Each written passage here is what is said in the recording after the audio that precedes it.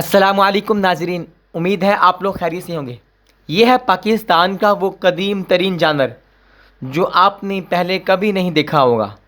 آج سے تقریباً 5 کروڑ 60 لاکھ سال پہلے جہاں اٹک اور فتح جنگ شہر کے درمیان کالا چٹا پہاڑ نامی سلسلہ کوہ واقع ہے، لاکھوں سال قبل ان میں سے بیشتر علاقے سمندر کا حصہ تھے، اور یہیں پر یہ حیرت انگیز جانور گہرے پانیوں میں شکار کیا کرتا تھا۔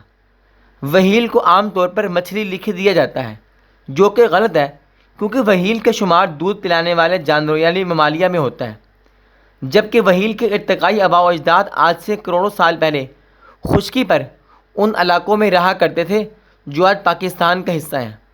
یہ بات دلچسپی سے خالی نہیں کہ آج سے کروڑوں سال پہلے خشکی پر رہنے والے وہیل کی یہ آباء و اجداد اپنی جسامت اور جسمانی ساخت کے اعتبار سے کتوں اور بھیڑیوں کی طرح دکھائی دیتے تھے۔ یہ ایک گوشت خور شکاری جانور تھا جو کہ لمبوترے جسم، لمبی تھوتنی، مضبوط جبڑوں اور تیز دانتوں کے ساتھ ساتھ ایک لمبی دم رکھتا تھا۔ بنیادی طور پر یہ خشکی کا جانور تھا، لیکن شکار کے لیے اپنے وقت کا ایک بڑا حصہ پانی میں بھی گزارا کرتا تھا۔ اس کے لمبے شکل کی جسامت اسے تیرنے اور غوطہ لگانے میں مدد فراہم کر دیتی تھی، جیسے کچھ مچھلیاں لمبے جسم کی حامل ہوتی ہیں۔ ماہرین آثار قدیمہ کے مطابق پاکیسیڈس کی جسمانی لمبائی 7 فٹ تک ہوا کرتی تھی، جبکہ اس کے وزن کا اندازہ 50 پاؤنڈ تک لگایا گیا ہے۔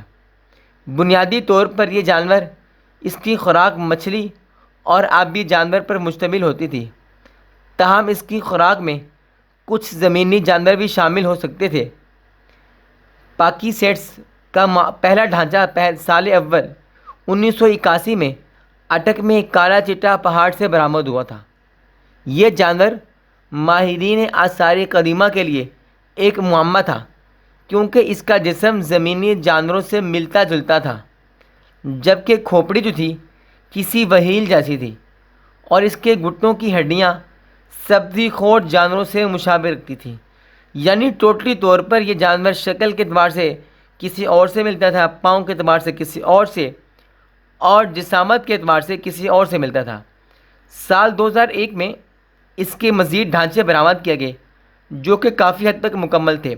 طویل تحقیقات کے بعد 2009 میں اس جانور کو آج کی وہیل کا جد امجد قرار دیا گیا ہے، تاہم اس پر تحقیقات ابھی تک مکمل نہیں ہوئی، مزید انکشاف کی بھی گنجائش ہے۔ کہا جاتا ہے کہ پاکیسیڈس کی معدومی کا اندازہ 4 کروڑ 10 لاکھ سال قبل کا ہے۔ معدومی کی کوئی کنفرم وجوہات نہیں، مگر غالب امکان یہی ہے کہ ماحولیاتی اور موسمیاتی تبدیلیاں اس کی معدومی کا سبب بنی ہوں گی۔ ناظرین، میں نے آپ کو منفرد جانور کی ویڈیو دکھائی ہے، امید ہے آپ کو اچھی لگی ہوگی، تو لائک شیئر کریں اور چینل کو سبسکرائب بھی کرتے ہیں۔ ملتی ہیں ایک اور ایسی ہی ویڈیو کے ساتھ، تب تک کے لیے اللہ حافظ۔